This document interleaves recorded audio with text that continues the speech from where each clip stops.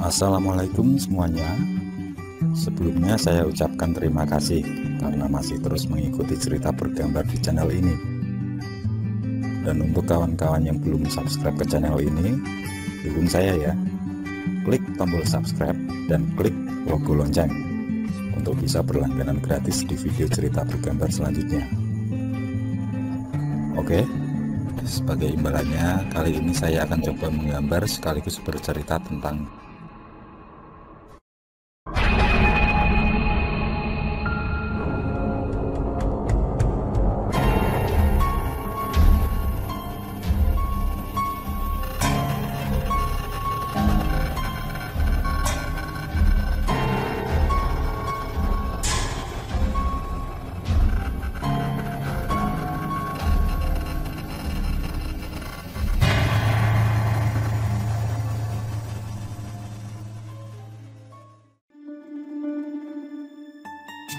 Olan adalah seorang nelayan yang ulet. Di sebuah desa di pesisir pantai dia tinggal sendirian. Sebelumnya dia tinggal bersama ibunya yang bercerai dengan bapaknya saat dia masih bersekolah SMP. Namun ibunya berpulang beberapa tahun yang lalu. Desa yang cukup jauh dari kota besar itu, hampir seluruh warganya bekerja sebagai nelayan. Meski jauh dari perkotaan, desa kecil Olan sudah mulai berkembang dan mulai ada beberapa rumah yang memiliki lampu listrik, meskipun hanya rumah orang kaya saja. Sedangkan yang ekonominya menengah ke bawah masih menggunakan lampu ublek. Meski terpencil, desa Olan sangat terkenal dengan hasil perikanannya. Banyak sekali permintaan ikan segar dari desa sebelah maupun dari kota.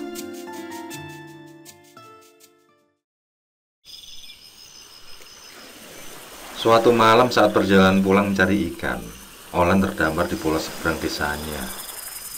Pulau yang terkenal angker dan dikeramatkan oleh penduduk desanya. Dia terpaksa berlabuh di sana karena datangnya badai yang secara tiba-tiba. Dengan membawa jaring, dia turun dari sampahnya dan berjalan menyusuri jalan setapak, di mana hanya tampak pepohonan di sisinya. Dia menuju sebuah danau yang berada tepat di tengah pulau kecil itu. Danau yang tampak indah dari perbukitan di desanya. Dengan lampu yang dibawa, dia mulai mencari ikan di pinggiran danau itu. Dan keberuntungan benar-benar berpihak padanya. Olan mendapat ikan yang besar-besar dan cukup banyak. Hal itu membuatnya betah di sana. Hingga saat wadah ikannya penuh, dengan terpaksa dia menuju sampahnya untuk pulang. Badai yang sudah menghilang membawanya bergegas mendayung.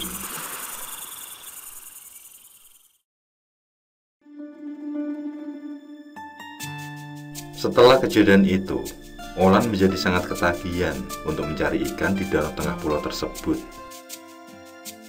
Dia pun menceritakan kepada sahabat karibnya, Reza. Dia bercerita tentang pengalamannya saat mendapat ikan yang sangat banyak. 3 kali lipat lebih banyak daripada mencari di tengah lautan. Diajaknya Reza mencari ikan di sana, tapi sahabatnya itu justru melarang untuk kembali ke sana. Reza takut karena tempat tersebut sudah terkenal angker sejak dahulu. Bahwa menurut riwayat, pulau itu dulunya tempat bersemedi para dukun sakti. Dan yang paling terkenal adalah Mbah Dirgo Antoro, orang pintar yang ilmunya sangat tinggi. Orang itu menghilang di pulau itu setelah bertapa berbulan-bulan lamanya. Dan setiap orang yang datang ke pulau tersebut pasti akan menemui celaka. Bahkan ada yang hilang dan tidak ditemukan. Mendengar penuturan Reza, Olan tetap kukuh dengan pendiriannya. Dia ngotot untuk kembali ke danau tersebut. Kalau memang angker, tentu malam itu aku sudah hilang di sana, ucapnya.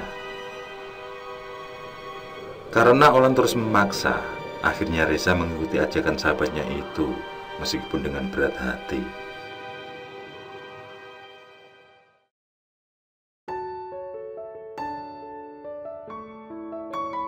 Malam harinya, Olan menjemput Reza.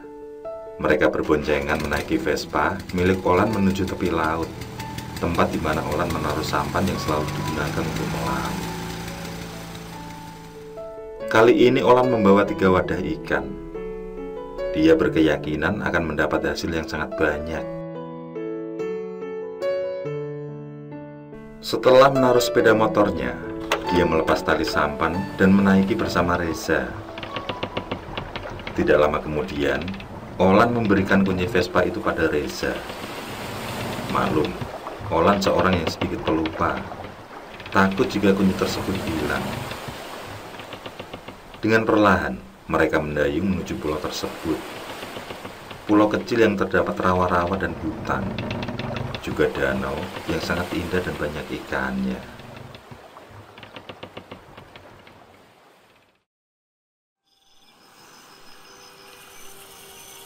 Sesampainya di sana, Reza melihat sebuah batu besar yang menjulang tinggi ke atas di tepian danau tersebut. Batu yang tampak seram itu membuat bulu kuduknya mulai merinding. Mungkin batu ini tempat Mbah Dirgo Antoro bersemedi. Entah apa yang dicarinya, batin Reza. Setelah mulai melakukan penangkapan ikan dengan jaring masing-masing, dan memang sangatlah menyenangkan, karena ikan yang besar-besar dengan gampangnya mereka dapat. Suasana malam semakin sunyi. Suara burung hantu dan daun yang saling bergesekan diterpa angin membuat malam menjadi menakutkan. Semilir angin yang menusuk badan membuat perasaan Reza semakin tidak nyaman. Di dalam kesunyian yang semakin mencekam itu, tiba-tiba Olan berteriak. Tampak di sampingnya seekor ular yang sangat besar muncul dari dalam danau. Ular itu sangat mengerikan karena memiliki kepala kerbau. Matanya merah menyala, nafasnya terdengar sangat berat dan menakutkan. Danau yang semula tenang menjadi riuh dengan kecipak pusaran air. Tanpa pikir panjang, Reza yang sangat ketakutan segera berlari tunggang-langgang meninggalkan Olan. Dia sudah tidak dapat berpikir apa-apa lagi selain menyelamatkan dirinya sendiri. Sembari berlari, sayup-sayup dia mendengar Olan berteriak minta tolong. Akan tetapi rasa takut sudah merasuk, membuatnya terus berlari tanpa menghiraukan sahabatnya itu.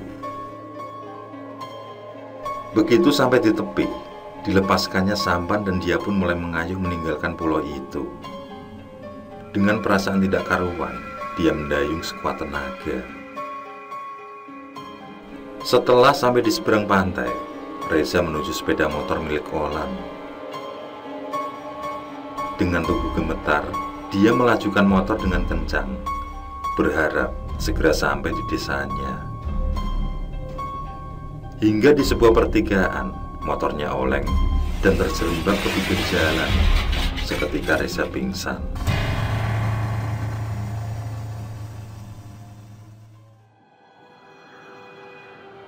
Sekitar pukul 6 pagi, Reza tersadar.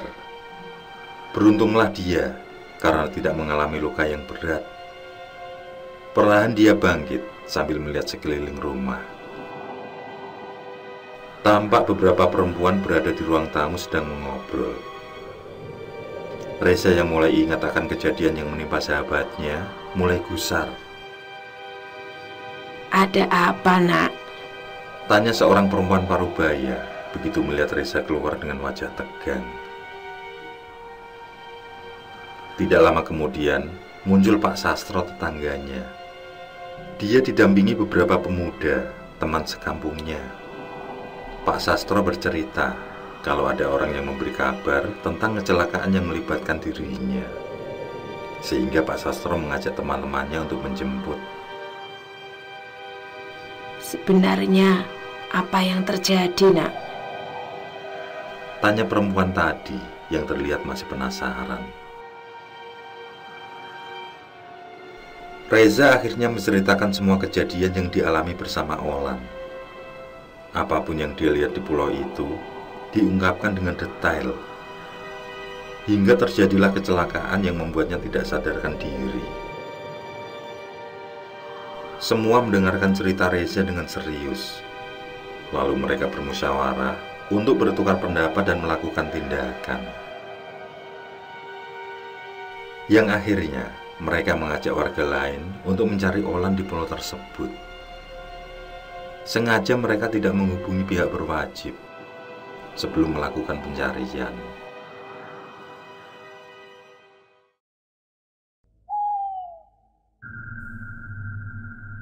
Seluruh pulau kecil itu dijelajahi oleh warga.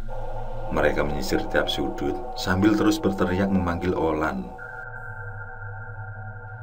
Selain batu besar yang menjulang di pinggiran danau, terlihat tempat wingit lain di sana, yaitu pohon beringin besar yang di bawahnya terdapat tempat bersemedi. Sementara di sampingnya terdapat gua dengan bebatuan karang yang tertutup rumput liar. Tempat tersebut membuat ngeri siapapun yang memandangnya. Ada hawa lain yang merasuk tubuh saat tiba di tempat itu. Namun tidak ada tanda-tanda keberadaan Olan. Akhirnya, sekitar jam 5 sore, pencarian dihentikan. Mereka memutuskan untuk meminta bantuan pihak berwajib.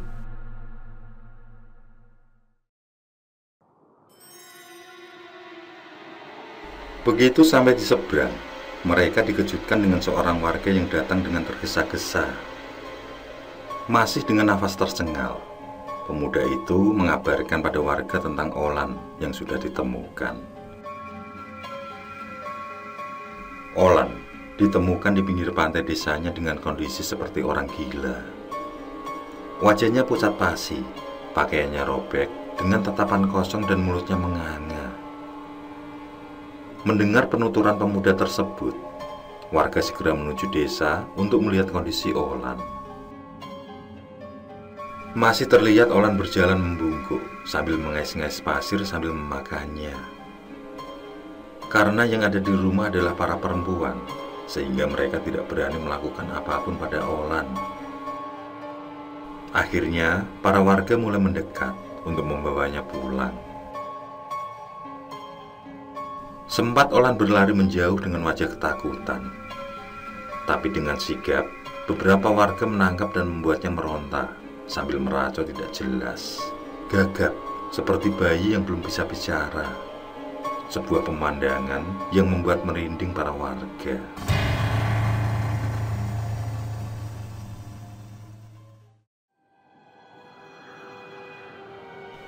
Mbah Kardi, orang pintar, alumni salah satu pondok pesantren, datang ke rumah Olan. Orang pintar dari kampung sebelah itu dipanggil tetua kampung untuk melakukan pengobatan pada Olan. Mbah Kardi mendekati Olan yang didudukan di lantai ruang tamu.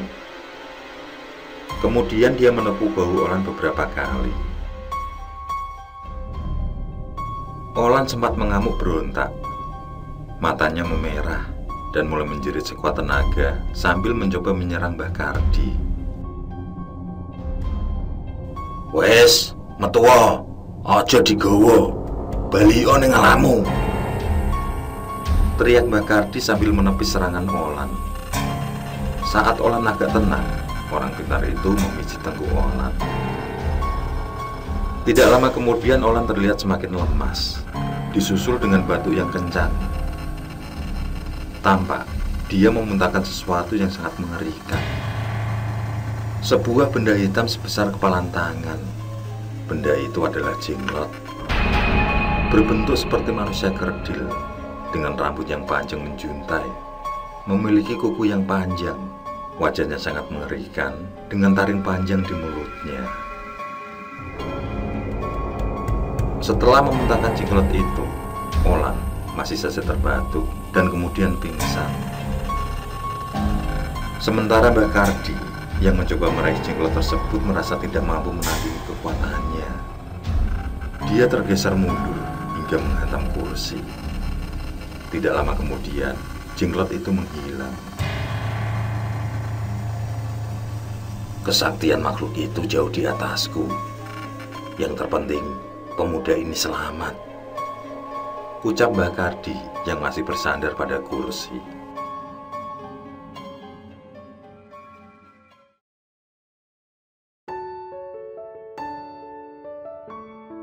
Perlahan-lahan kondisi Olan mulai membaik. Ucapannya sudah mulai jelas dan tidak tergagap lagi. Dia berkeliling kampung, mengucap rasa terima kasih pada semua warga yang telah peduli padanya. Dia merasa bersyukur karena masih dilindungi Tuhan hingga terselamatkan. Sore ini dia bersama Reza, ngobrol di teras rumah sambil menikmati semilir angin dan biru lautan. Ditatapnya pulau kecil di seberang yang memberinya pengalaman bahwa makhluk gaib itu ada dan nyata. Aku hanya ingat, makhluk itu berwujud ular berkepala kerbau. Dia melilit dan membawaku masuk ke dalam danau. Aku sangat ketakutan dan pasrah dengan nasibku saat itu. Entah hal apa yang telah membuatku selamat dari bahaya tersebut. Tutur Olan masih dengan tanda tanya. Konon, menurut warga setempat, Jenglot itu merupakan sosok perwujudan Mbah Dirgo Antoro. Dukun yang sakti itu tidak meninggal, namun menjadi jenglot dan menjaga pulau seberang tersebut.